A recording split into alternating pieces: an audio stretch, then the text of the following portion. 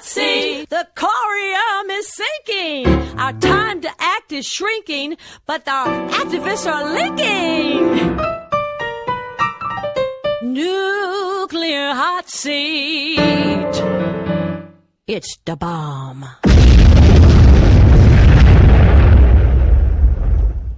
Welcome to Nuclear Hot Seat, the weekly international news magazine keeping you up to date on all things nuclear from a different perspective. My name is Libbe HaLevy. I am the producer and host, as well as a survivor of the nuclear accident at 3 Mile Island from just 1 mile away. So I know what can happen when those nuclear so-called experts get it wrong.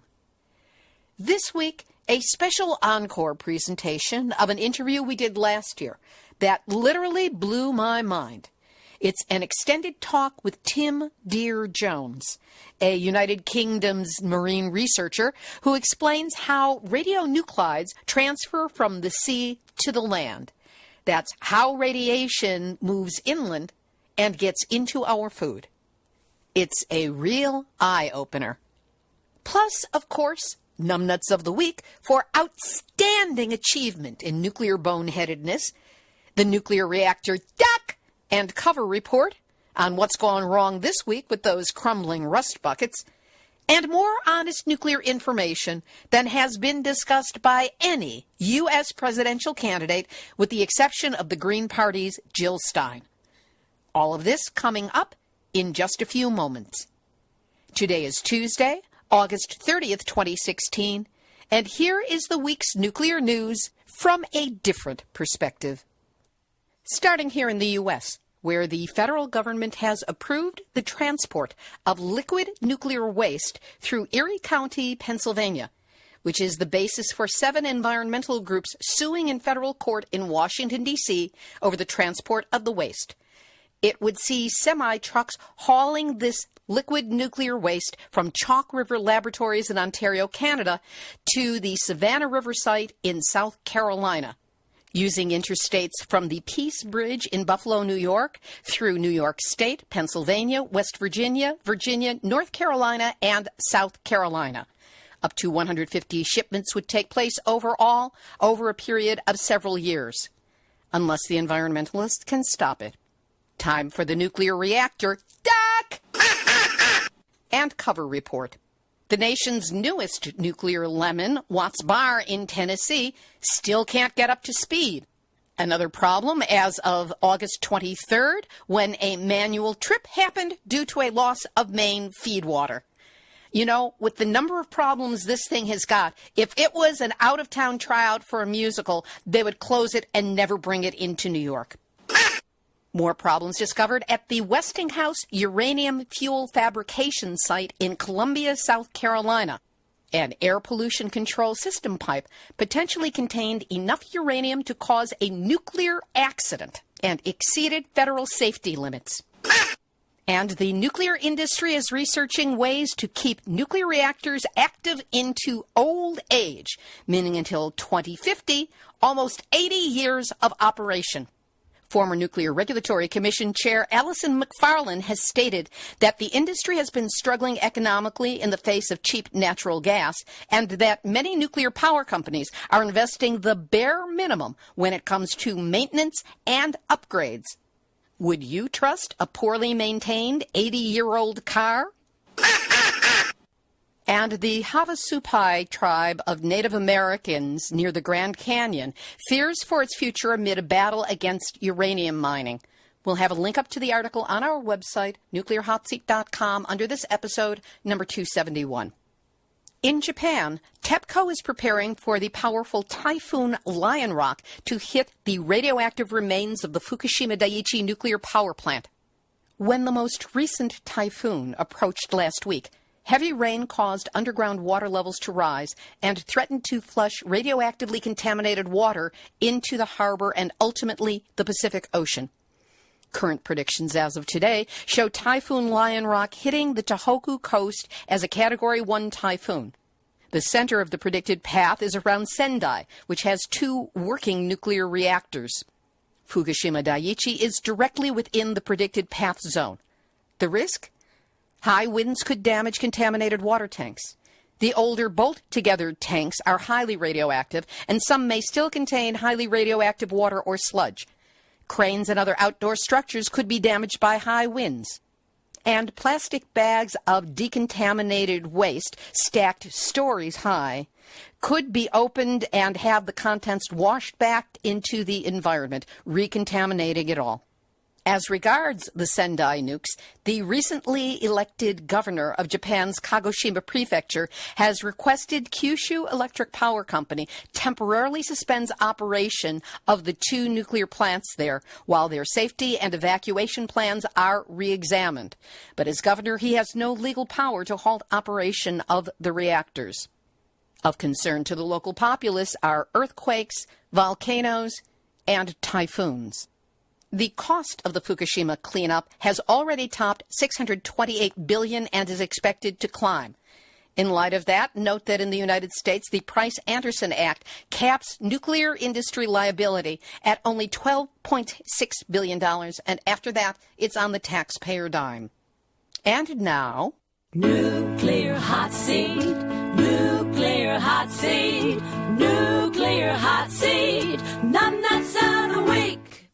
At the closing of the 2020 Rio Summer Olympics, viewers got a surprise when Prime Minister Shinzo Abe of Japan popped out of an oversized green drain pipe dressed as Super Mario, the star of the popular Nintendo video game series. WTF? This obvious plug for the 2020 Tokyo Radioactive Olympics in Japan hoped to align the progressively right-wing prime minister with the hero of Donkey Kong, whose most commonly portrayed form of video game attack is jumping to stomp on the heads of enemies. This jump-stomp move may entirely crush smaller enemies and usually deals damage to the large ones. Ego projection running away with you, Shinzo? Meanwhile, the Twitter sphere showed that this stunt backfired. One tweet read, "He appeared as Mario out of a drain pipe, but it reminded me of a meltdown. Hot nuclear fuel from a nuclear accident fell into the ground and reached the other side of the earth. Rio syndrome." With softball, baseball, and now soccer being moved from the host city of Tokyo to Fukushima, and organizers developing J-Village only a few miles from Fukushima Daiichi into a training facility for Japan's soccer team, to say nothing of surfing in the ocean off Fukushima as a new Olympic event, it appears that the only thing super about this Mario is the amount of gall he has. And that's why, Shinzo Abe, baby, yet again, you are this week's Nuclear Hot Seat, Numbnuts of the Week. If you're looking for an antidote to that numbnuts, I suggest you go to the Fukushima Fallout Awareness Network site, where they have a petition entitled No Olympics or Paralympics in Radioactive Fukushima. They're closing in on 1,000 signatures and need your support. Easy to do. Go to ffan.us, that stands for Fukushima Fallout Awareness Network.us, and scroll down, click on the link, sign it, and share it. We'll also have a link up on the website, nuclearhotseat.com, under this episode, number 271. Internationally, Indonesia has become the 30th country, plus Taiwan, to be declared free of highly enriched uranium. With this recent milestone, the entire region of Southeast Asia is now free of weapons-usable nuclear material. Kuwait has scrapped plans to build a nuclear power facility because it's too expensive, and alternative energy sources like wind and solar power were more cost-effective. Native people around the world are fighting back against nuclear. Indigenous Australians are fighting a planned nuclear dump on sacred lands, and in Greenland, the Inuit oppose open-pit uranium mining on an Arctic mountaintop. We'll have links to both articles up on our website. We'll have this week's featured interview in just a moment, but first, my ongoing thanks to all of you who help support this show. Whether you choose to buy Nuclear Hot Seat a cup of coffee, what I call the Starbucks donation, provide a monthly recurring Starbucks donation, or sometimes larger, or something larger. Everything counts towards covering our monthly expenses, and your kind words help keep me in good heart. Now, it's only 2 weeks until I leave for the Excellence in Journalism Conference in New Orleans. 4 days of speaking, schmoozing, and lobbying with more than 1,000 reporters, news directors, syndicators, and all levels of news professionals on behalf of nuclear issues. So if you wish to support my little foray into lobbying on behalf of us, please consider helping out with a donation. We make it easy. Just go to nuclearhotseat.com, click on the big red donate button, and you can donate by using PayPal, your credit card, or your debit card. And if you're like some people I know, myself often included, and prefer the old-fashioned way, by sending a check, you'll get a snail mail address if you send an email to Nuclear Hot Seat at info@nuclearhotseat.com. Whatever you can do to help, know that I am grateful and I'm honored to be supporting this movement and all of us in whatever way I can. Today's interview literally blew my mind with its specificity about exactly how radioactive material gets from nuclear reactors into the food chain through water and air as it is dispersed by the oceans. Tim Deere-Jones is an independent marine pollution consultant who has worked on some of Europe's major marine pollution incidents as a specialist in the behavior and fate of marine pollutants in oceans, coastal, and estuarine environments. Tim has worked for Greenpeace, Friends of the Earth, and the World Wildlife Fund, among many others. He is a member of a number of anti-nuclear advisory boards, including the Vienna-based International Nuclear Risk Assessment Group. This is an encore presentation, originally aired on Nuclear Hot Seat number 225 from October 13, 2015. He joined us via Skype from his home in England. Tim Deere-Jones, welcome to Nuclear Hot Seat. Hello, Libbe. It's a delight to be here. Let's start out with giving people a sense of your training and background that brought you to this work. I spent a long time, I suppose, with my head in the sand, and then one day I woke up and actually there was an occasion at Sellafield where they lost a year's worth of radioactivity down the pipelines at Sellafield in a day. And it was only discovered because Greenpeace divers were working off the end of the pipeline. And in response to Greenpeace's discovery and various background questions from people like me, the nuclear industry said they had no idea of where that lost material would go or how long it would be in the sea. So that woke me up. I thought, hey, guys, they've been doing this since the 1950s and they're still saying stuff like this in the 1983s. So that motivated me, and I started work then.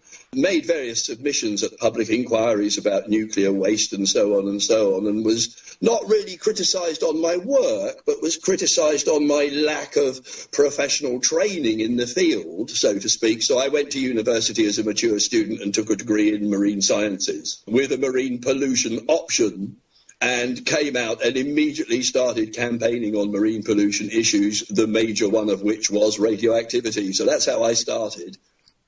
What's the background on the nuclear issue as you see it that led to this carelessness or this blind spot on the part of the nuclear industry? Good question. How I see it is that in the late 1940s, there was a big pressure to complete the building of British nuclear bombs and to produce our own plutonium. And as a result of that, you have to build a reprocessor and you have to have nuclear reactors to produce your byproducts, which you then reprocess into the plutonium for the bomb. So we built Sellafield.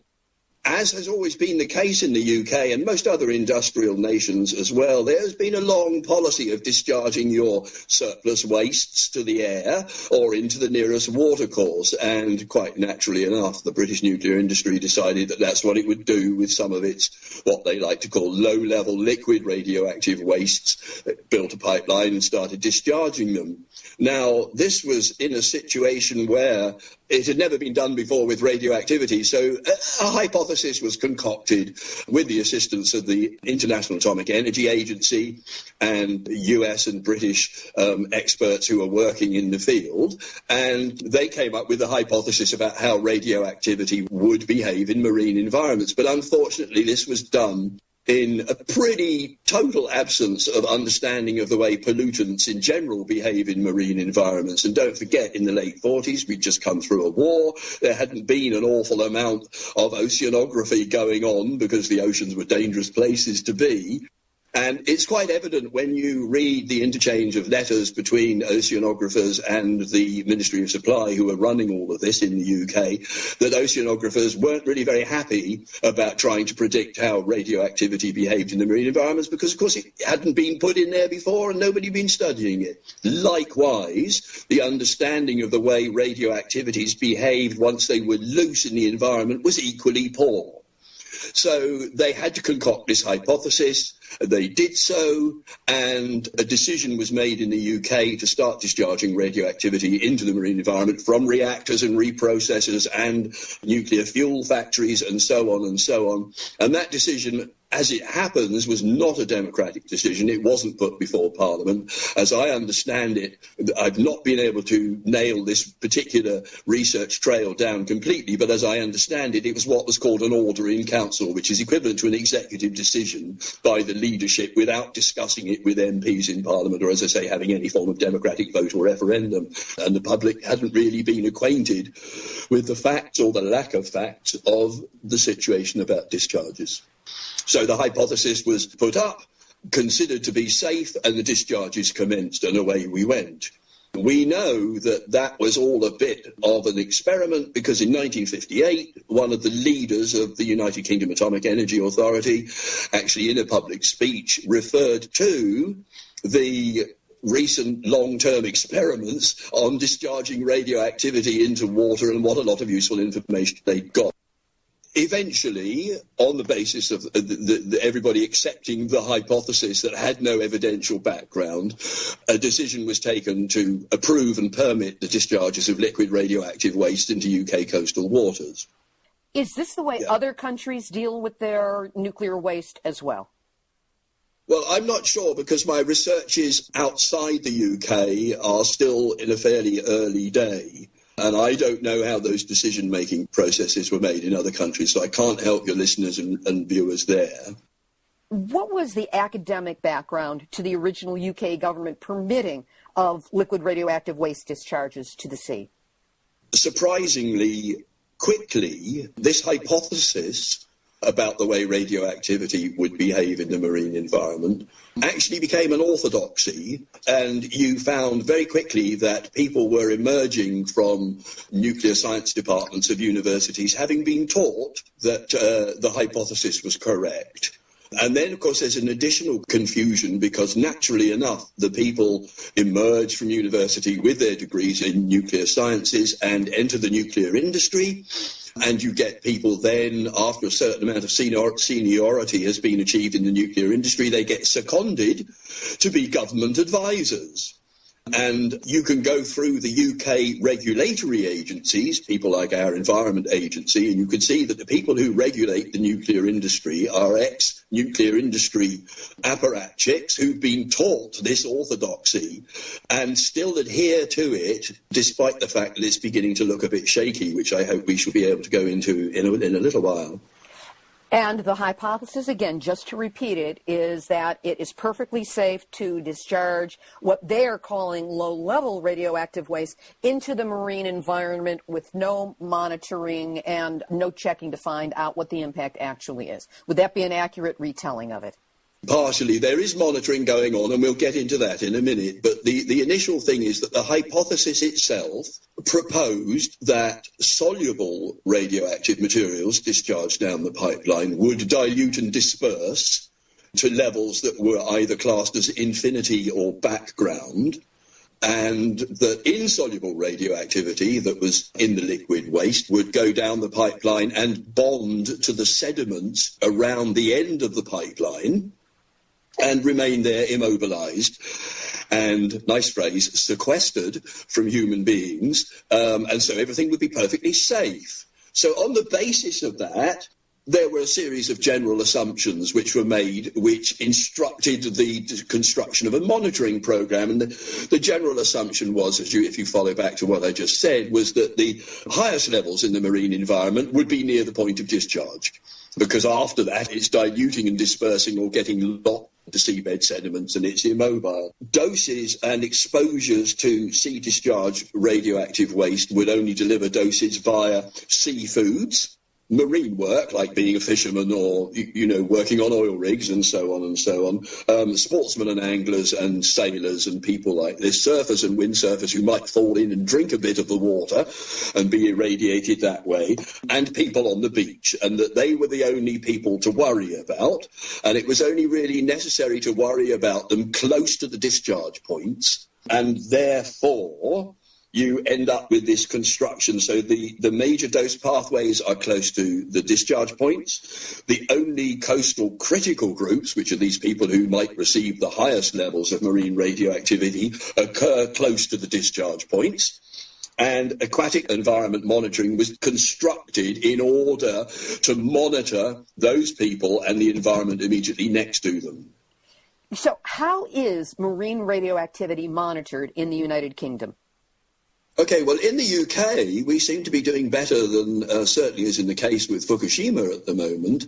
And what happens in the UK is that they do take seafood samples, but for each discharge point, looking at the groups and the seafoods which are captured near the discharge point, they only take a couple of samples a year. So you maybe have 2 or 3 fish samples in a year, and you analyse them, given that, let's say that a pressurised water reactor discharges somewhere between 50 and 60 radionuclides. Commonly in the UK, you will find that fish will be analysed for maybe 7 or 8 nuclides. So you've got a whole swathe of radioactive isotopes which are not being studied at all. So that's for the fish. Of course, they do similar work with shellfish. They monitor the seawater off the end of the pipeline, and they'll monitor sediments in the immediate area of the discharge point, but nothing further afield, and very poor levels of study. I mean, if you were going to take a sample, or a questionnaire of people in the street in a town with 5,000 people, you wouldn't ask 3 people. So I don't think that doing 2 samples of fish a year is really going to give you a good coverage. Equally so, I don't think that taking samples of sediments once a year is actually going to tell you what's happening on a year-round basis in those sediments, because, as we will see later on, sediments can be disturbed by tides and big waves and storm action, and there are all sorts of mechanisms for moving radioactivity around. So the studies that they're doing are really inadequate because they are based on a false hypothesis. So having come up with a false hypothesis, they have then monitored in order to confirm the false hypothesis. And they haven't bothered to stretch their ambit of research very much further away than the discharge points. Then, with what I consider to be the inadequate data that they gather, they then construct hypothetical models of the doses being received by the critical group. So you've got inadequate data going into a false hypothesis model, and then, of course, the inevitable conclusion is that everybody is perfectly safe and nobody is at risk of any untoward doses. They've got it all covered. They understand what's happening. And despite the steady accruing of independent evidence to the contrary, contrary to the hypothesis, they stick by that policy now. And even with the monitoring that's going on at Fukushima, the International Atomic Energy Agency most recent report on Fukushima, one of its technical addendums actually refers to dilute and disperse, as if that's the only way that radioactivity behaves. But here in the UK and elsewhere, where independent, non-nuclear funded academic and research work is going on, the evidence is showing the contrary. I forget which interview this was, but I learned through my research that there really is no such thing as dilution of radioactivity. There is dispersion, but as long as those molecules, as long as those atoms are still intact, they can go down to a single one, and it is still dangerous, as opposed to something like a poison that will dilute to the point where it is no longer of danger. Yes, you're pretty much right. I mean, all you need is one speck of radioactive sediment contaminated, particularly with one of the alpha emitters like a plutonium or an americium, to get into your system by eating it or inhaling it or swallowing it. If you happen to fall into the water and swallow a mouthful of something nasty, then you're quite right, it can cause untold damage. And anyway, the theory of dilute and disperse, we can look at this later on, but it's been proved to be complete falsehood, really. What are the doses received by UK populations from marine radioactivity? By and large, as far as you can tell from the official monitoring, the doses are low, and this is why it carries on, and everybody, objectors, get sort of trounced in public inquiries and told not to be hysterical. And, you know, the industry has all the info. Don't worry, the doses that we model from the bad data tell us that the doses are all very low. But perhaps later on we'll look at one of the case studies, and I can illustrate that for you and show you just how crazily wrong they are. You recently published an article in The Ecologist that talks a lot about sea-to-land transfer mechanisms. What are these, and how do they operate? Well, a little bit of information has come out from the nuclear industry on this, but the vast body of the work, which is really important and really serious, is coming from independent, non-nuclear funded sources. And what that demonstrates quite adequately is that both soluble and insoluble radioactivities can travel enormous distances and still be detectable, so they don't dilute and disperse to infinity. I mean, you know, people in Europe are well aware of the fact that you can trace Sellafield-derived soluble and insoluble radioactivity all the way up the Norwegian coast and entering in the Arctic. And I have read papers which imply that Sellafield-derived plutonium, americium and cesium can be detected emerging from the Arctic between Alaska and Russia. So its ability to travel enormous distances and still be detected is plain and evident. The next problem is that we find that actually both forms of radioactivity, the solubles and the insolubles, can reconcentrate quite markedly in fine sediments at the top end of estuaries. Now, commonly in the UK, the ministries are responsible for the work, monitor at the mouth of the estuaries, but we've been able to show repeatedly that if you go to the top end, the landward end of the estuary, where conditions are right for the deposition of large areas of fine sediment deposits like mudflats and salt marshes and so on, in those places you find that radioactivity is 10 times higher than it is at the mouth of the estuary. Now, this is one of the things that I've been campaigning on for many years and pointing out to all and sundry that you can do this and you can show you've got this much greater levels in the inland end of the estuary, and the British government wants to take no notice. And certainly beginning to look around at US and European monitoring, they would appear at first glance to be adopting the same policy. So we have reconcentration in estuarine sediments. So if you've got your sediments building up radioactivity, then you can have the radioactivity brought ashore, say if you have a storm surge. There was a town in North Wales, which we shall look at later on, where they had a storm surge. They had about 500 tons of marine sediment deposited into the town, the caravan parks, the shopping centre and so on, and that had radioactivity in it. So that's another mechanism.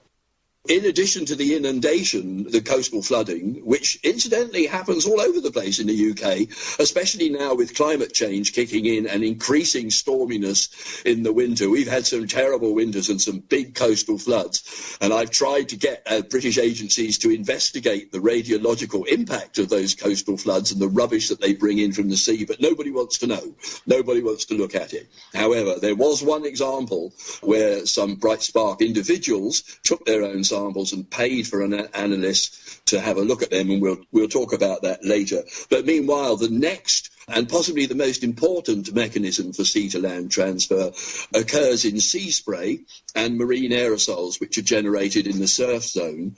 And because of various mechanisms that occur in the process of creating sea spray and marine aerosols, you get tremendous enrichments of the radioactivity, so that Irish Sea marine aerosols can be shown to concentrate things like plutonium and americium by above 400 times over the levels in the ambient seawater. So that's a very significant enrichment factor, especially when you think in the context of something like Chernobyl or Fukushima, and the very huge amounts that have been discharged there. So in sea sprays, you get this major enrichment occurring, and you also have quite significant inland penetrations of this radioactivity in the sea sprays and the marine aerosols. And of course, electrical engineers who work on utility lines might be aware of the fact that you can find sea salt up to 100 miles inland, coating electrical wires and causing transmission breakdown. And that's a loose idea for you of the potential inland penetration of marine products in onshore winds. And it may well be the case that that is happening with radioactivity, only as far as I know, again, an independent non-nuclear study did look as far inland as 10 miles, and there they found marine radioactivity which had been blown ashore, and that's a case we'll talk about later on. I live in Southern California, and as you're talking about this, I think of what we refer to as the morning marine layer that always comes in off the Pacific Ocean and penetrates a certain distance inland before it dissipates. So you're saying that it is entirely possible that if there is radiation present in the ocean water, it will also be present, or it can also be present in the marine layer. It will be, yes. If you're talking about a marine layer in terms of a sea fog or marine dampness that's being blown ashore, and it's been generated from the marine environment, if there is radioactivity in the water column from which that material has been born, it will be enriched to levels higher than it is in the water column, depending on which isotope it is and so on. Give listeners some examples of case studies of these mechanisms. In 1990, there was a big storm in the Irish Sea, which also involved a storm surge, and a small holiday town on the north coast of Wales was inundated. This was a place called Towyn. It was flooded from the sea, extensive flooding of the coastal strip. Houses, caravans, business premises, public spaces were flooded and contaminated with large amounts of silt from the offshore marine environment. Several hundred tons it was estimated to be. Now, as I said earlier, the authorities weren't particularly interested in this, but a bright spark local individual took 14 samples of this sediment from different parts of his town, and together with friends they clubbed together and, no doubt put on gigs and so on to raise the money to pay for the radio analysis. They sent it off to a laboratory and had a consultant analyse it for them. And he replied with the information that over 50%, 8 out of 14 of those samples tested positive for the alpha-actinide americium-241, and actually commented that the levels of americium-241 in the positive sediments exceeded by 10 times what we call in the UK the generalised derived limit. That's a kind of an action level when, alarms are rung in government and official agencies. Only, unfortunately, in this case, it wasn't. Alarms weren't rung because this was an independent person who'd done this, and although they struggled to publicise it through their local papers and so on, the authorities took no notice. The consultant in this case actually also stated that given the context of the presence of the americium-241, undoubtedly there would have been plutonium there in the sediments as well. And he also stated that when the sediments dry out, there was a possible risk of radiation hazard due to the inhalation of radioactive dust. So that was one case study for inundation. How long ago was this, and has there been any kind of follow-up, even done by citizen activists, not only for the sediment, but on cancer levels? Is there any epidemiological evidence for cancers, specifically, quote-unquote, rare cancers, showing up in the people of this town? No. As far as I know, nobody's done an epidemiological study.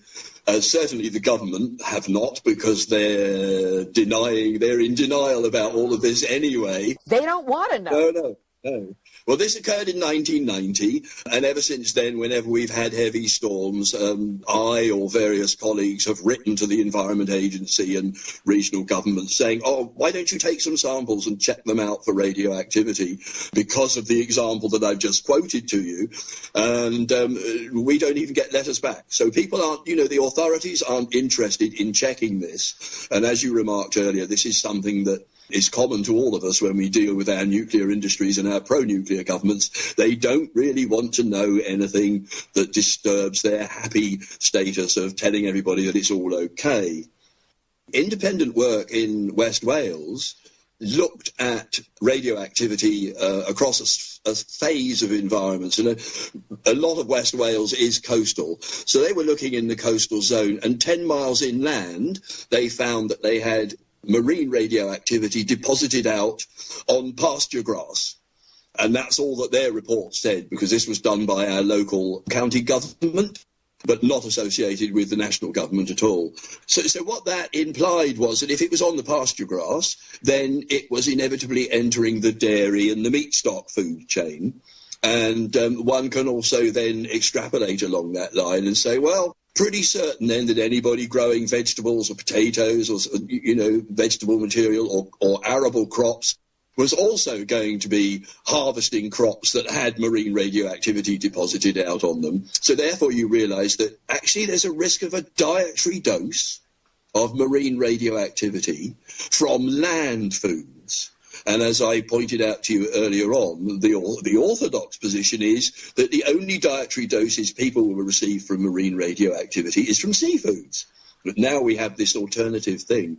And then the most important point to remember about that is that if you've got the stuff blowing ashore and depositing on vegetables and so on, then obviously it's potentially available for inhalation as well, because your coastal populations are walking around in that airstream and breathing it in. So there's a potential there. So there's a definite dietary dose and an almost certain, but not yet proved, inhalation dose.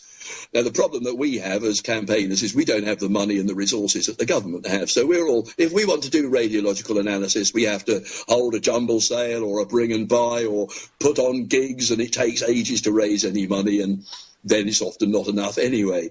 So the nuclear industry have got all the cards here, and we're struggling along with our little bits of information. You mentioned before that there was an even more important study that was done about sea-to-land transfer. Tell us about that one. This occurred in the islands off the west coast of Scotland, and it was before Chernobyl, so there was no Chernobyl influence on this at all. And what happened there was a group of doctors who had access to national health funding for their research, and also they had good contacts with the Kilbride Reactor Centre, which is a centre of nuclear study in Scotland. They took patients and they decided that they would analyse their diet and compare and contrast the difference between people who are living on this island who ate strictly locally produced food and the diets of people who ate what was called ship food, because it was all brought in for the island supermarkets by ship, so none of it was produced locally. And what they discovered in their researches was that the whole island was saturated with marine radioactivity, in this case derived from Sellafield discharges. It's only a small island, it's only 15 miles in circumference, so it was a small island. But it was saturated with radioactivity, and all the foodstuffs were also, locally grown foodstuffs were also saturated with radioactivity. So the really crucial thing about this study was that for the first and only time in the UK, people were actually empirically studied. So people were sent to the reactor centre in Kilbride to have whole body radiation monitoring. People's urine was analysed for radioactivity content, and all their dietary input was also analysed for radioactivity content. So they actually got an empirical dose out of that, as opposed to the hypothetical and modelled doses that the UK authorities have. Now, they found, what was found by these doctors was that the population of the island who ate locally produced food in greater abundance than shop food had higher doses than the shop food people. So that nailed your dose exposure down to something on the island diet. Then they tore into the various things and they discovered that actually the person who had the highest radiation dietary doses ate no fish. So he was getting marine radioactivity only through his terrestrial food, okay? And his seafood was insignificant because he wasn't eating any. But even people who were eating seafood were still getting bigger doses from their land food, which had been contaminated with marine radioactivity as a result of sea to land transfer. Now, these doses were quite small because we're not dealing with something like Fukushima, and also this particular island was 200 miles away from Sellafield. 200 miles from Sellafield, these people, from their one isotope, so it was only talking about cesium-137 here that was measured, okay? So they were getting bigger doses in their land food of marine radioactivity than people living next to point sources were receiving from multiple nuclides from their seafood. So you can look at a site like Wolva on the North Wales coast where seafoods were being monitored for 10 radioactive isotopes, and their seafood dose that those people were receiving adjacent to that nuclear site was lower for, the aggregated 10 isotopes than the people on the Hebridean island were receiving from the one isotope in their land food. So this completely disproved the hypothesis that marine radioactivity you can only get a dietary dose of through eating seafoods. And it's quite evident that actually significant amounts of marine radioactivity are being consumed in terrestrial foods following sea-to-land transfer. Now, this is something that was observed in the 1980s and through the 1990s, and ever since then, I, for one, and certainly colleagues of mine, have been campaigning very loudly, doing newspaper articles and TV interviews, trying to interface with the agencies about this, but they don't want to know. They prefer to adopt a policy of lofty disdain. I've seen all of this now knock on into the monitoring that the Japanese government are doing at Fukushima. This is exactly where I wanted to go next. Given the extensive research you have already done and what you know about what happens to radiation in the marine environment, how does this relate to Fukushima and the way the Japanese governmental agencies have been or have not been monitoring Fukushima marine radioactivity discharges? I initially had a look at the monitoring protocol published and printed by the Japanese government, and it sets it all out there, what the intentions are and what they will do, and also makes a point of saying that during this process they had communications with the International Atomic Energy Authority, and the IAEA basically said, good on you, this is the way to go, do what you're doing, and as I mentioned earlier, referenced this false hypothesis of dilute and disperse. So what the Japanese decided to do was to monitor the marine water, monitor the seafood diet, but when you look at it, you then start to, when you tear into it and start to look at the maps and the details, you realise that actually they're not monitoring near the coast at all. The nearest monitoring site that I could find to the coast was about 2 or 3 kilometres offshore. So all these things that you and I have just been talking about, these issues of sea-to-land transfer, couldn't be captured by the Japanese monitoring because what they did was, I guess, probably cutting costs, probably cutting effort, following their orthodoxy, which they have already established, which we now understand just gives them the results that they want to get. So what they're doing is they're monitoring offshore. They're only monitoring for the alphas, like plutonium or americium, within kind of 20 miles of the end of the pipeline. Well, the discharge area from the Fukushima disaster. And we know, as I said to you earlier on, you can find Sellafield-derived plutonium in the Arctic. So 20 miles is just messing around in a puddle, really. It's not really looking seriously and applying appropriate scientific rigour to the study of the behaviour of alphas in the marine environment. For the other radionuclides, they tended to concentrate on cesium and iodine and a little bit looking at strontium at greater distances. But again, nothing has been done on the coast. Now, what we discern in the UK is that actually the serious threat from marine radioactivity is to coastal populations as a result of the phenomena that I've just talked about. For instance, we talk about coastal inundation. There has recently been a tropical storm, Etai, on the Pacific coast of Japan, which involved quite a lot of coastal inundation. And from the current way that the Japanese are monitoring, nobody is going to look to see if any contaminated water or contaminated sediment flooded into those low-lying coastal areas that were flooded, and whether there's any radioactivity there for people who may not have been affected by the fallout from the atmospheric plume. Now, we know a lot about the areas that were affected by the atmospheric plume and the people who are exposed, and indeed they're being studied, and some of them are having radiation monitoring done. In a very minor way, because Japan really doesn't want to know. They're doing everything they can to discourage individual doctors from doing any kind of examinations based on radiation. But go ahead about the way that the studies are being done.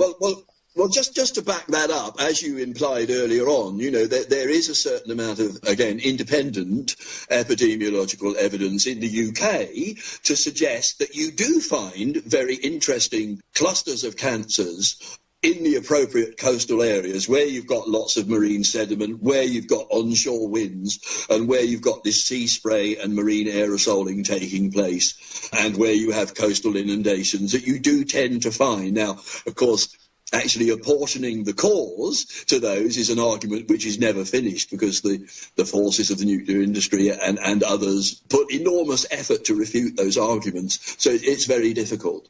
But the point is that there are cancer clusters all up and down the Irish Sea coast in areas which would appear, by my reckoning, to be areas that are suffering from various forms of sea-to-land transfer. And it's very interesting to note that a lot of these are on our west coast, where we have our prevailing winds. So the Pacific coast of Honshu, where the Fukushima marine plumes was drifting up and down in response to various marine dynamics, is also exposed to onshore trade winds for a large part of the year. So they're going to be an area which is almost certainly, I wouldn't hedge my bets. I would say that if you looked there, you would find that you had sea-to-land transferred radioactivity from the Fukushima plume, and that given the enormous aggregated radioactivity which we still haven't adequately quantified, and which has got into the sea, and also the enormously extended chronological time of such high-level discharges, it must be that if you've got enrichments of up to 400 times occurring when you have sea-to-land transfer mechanisms operating, people along that coastal strip, somewhere or other where the conditions are appropriate, will be receiving significant doses which may be additional to what they've already had from atmospheric deposition, but they may be doses that they have not received from any other source other than from the marine source and the sea-to-land transfer mechanisms taking place. So I think that the British experience is bad enough, but at least we haven't had to suffer a Fukushima.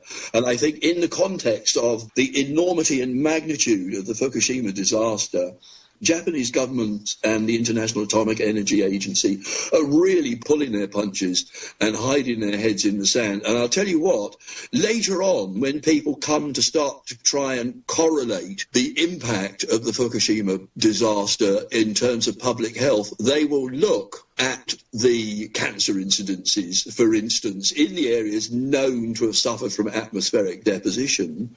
And they will say, yes, well, here's, we've got so many per thousand or whatever there.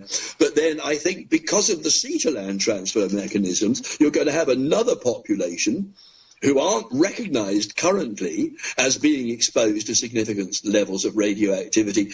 They too will have the health effects which will be generated by their dietary and possibly inhalation doses, and that will foul up the whole issue, because this will be seen as being an area, there is no record of radioactivity here, purely on my understanding, because the work wasn't done. And then when people are trying to contrast and compare, people will say, well, look, in these areas we've got quite high radioactivities of the same sort as well, but there's no evidence that there was any radioactivity here. The atmospheric plume did not fall on it, on these people and these areas, and the marine radioactivity all diluted and dispersed, as per IAEA would have you believe. But we know from the UK experience that this isn't the case. Those mechanisms do operate, and people are exposed, and people receive higher doses of dietary radioactivity from their land food. Then that radioactivity is being transported from the sea and deposited onto the land. They receive higher doses through that mechanism than they do through the eating of seafood or the paddling in the sea. So the Japanese authorities have really been very lax. I would call it as I said in my article, I call it a dereliction of duty, a lack of scientific rigour, and a refusal to explore new avenues, which is what science and research ought to be about, really. And what I'm reflecting on is the fact that they always say, well, we don't know if the cancer rates in Fukushima are so terrible because we don't know what the comparable cancer rate is in the rest of Japan. But what you're saying is that this is a flood of radiation that will float all boats to a higher level. They'll still be able to get away with that argument. They just won't understand why all of the numbers for the entire country, or at least the entire marine area, are being increased. I suspect that some of them will understand that very well. It looks now really as if maybe almost as much radioactivity has got into the sea as got into the atmosphere. We don't really understand how reactor accidents work in terms of what they discharge and what they don't discharge. We've never had an event like this off the Japanese coast, so nobody's been able to study these things before. So it's all hypothesis, but it does seem quite inevitable that vast quantities of radioactivity are in the sea. So the effects that we see in the UK are going to be much, much heightened in Japan, because the sheer amount of radioactivity being discharged into the marine environment is so enormous. And I do think, that those lost statistics in those coastal areas which will be affected will actually be allowed, or will help to skew the statistics that come out about radiation-linked illnesses and the incidence in areas known to suffer. Tim, this has been a mind-blowing interview with you to get this information and understand the mechanism by which it transfers inland. That's extremely important, not only in Japan and, of course, in the UK, but here in the United States, where we think we're immune to this. And there's a tiny amount of study being done of seafood and kelp, but I don't know of anything that's being done on this particular angle. So I know that this interview is going to be met with an intense amount of interest by a lot of people, including some organic farmers we know who are involved in our movement. For now, Tim Deere-Jones, I want to thank you for being my guest this week on Nuclear Hot Seat. Thank you for the opportunity to share my desk and field research findings with you and your listeners.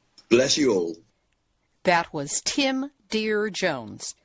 We will have a link up to some of his articles and a means of contacting him on our website, nuclearhotseat.com, under this episode, number 271. Activist shout-out, and it's combined with the final thought this week.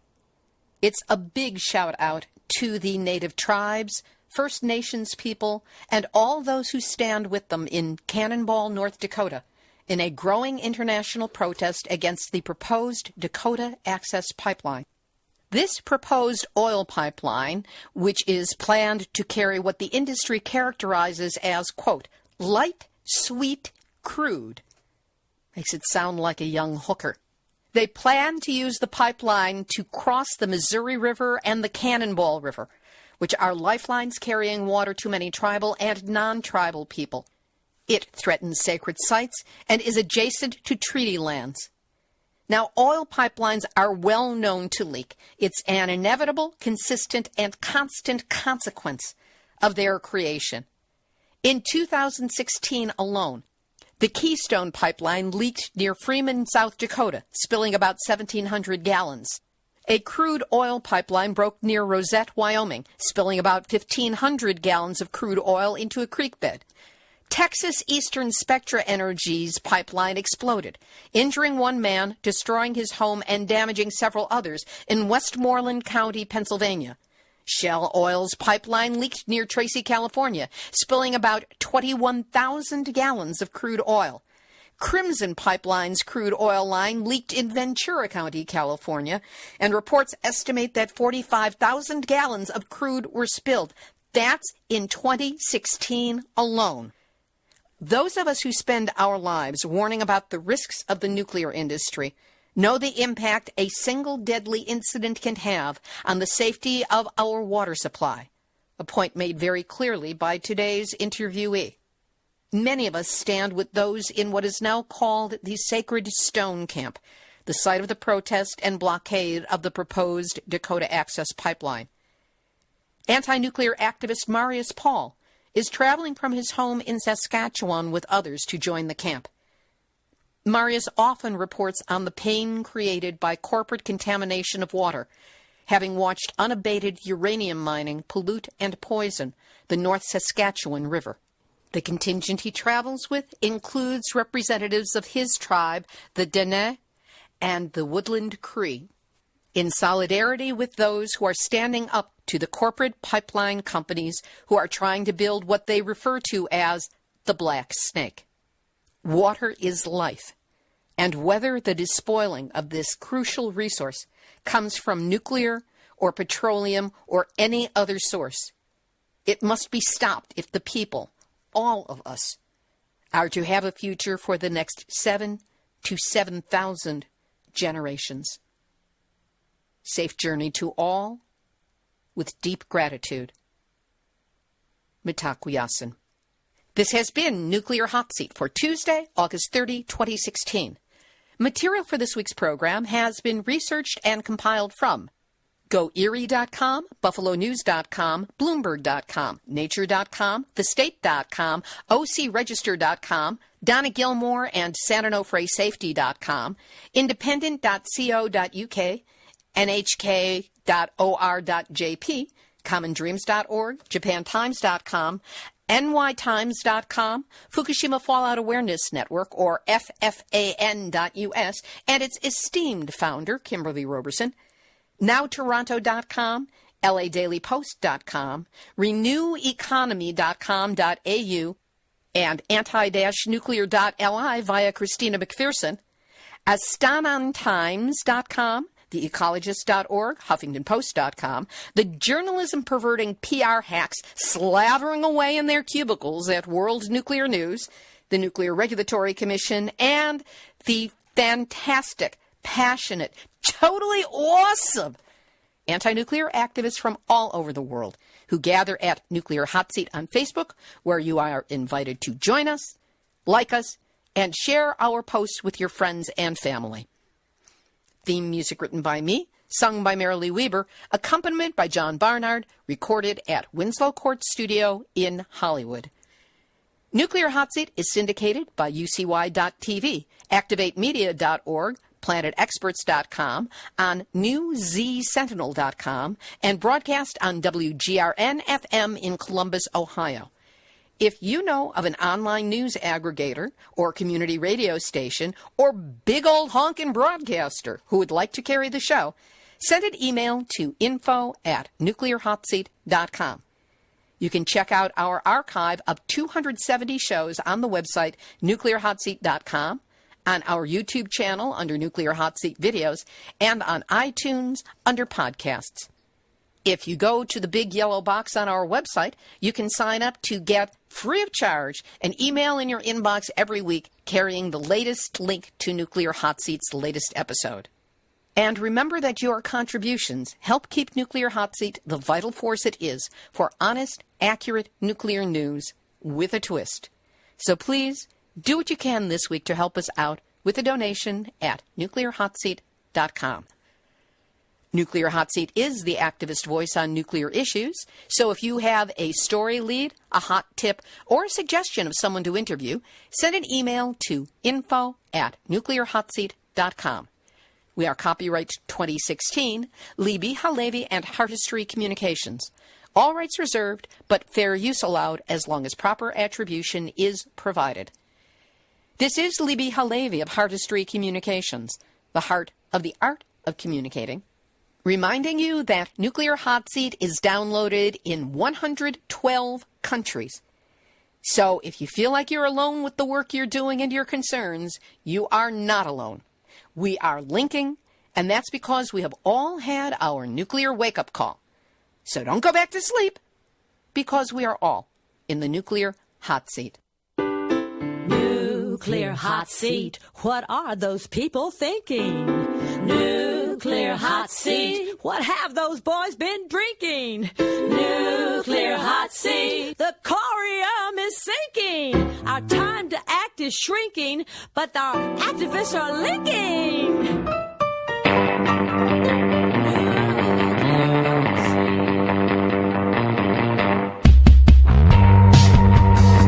JJ from Against the Wall, and you're listening to UCY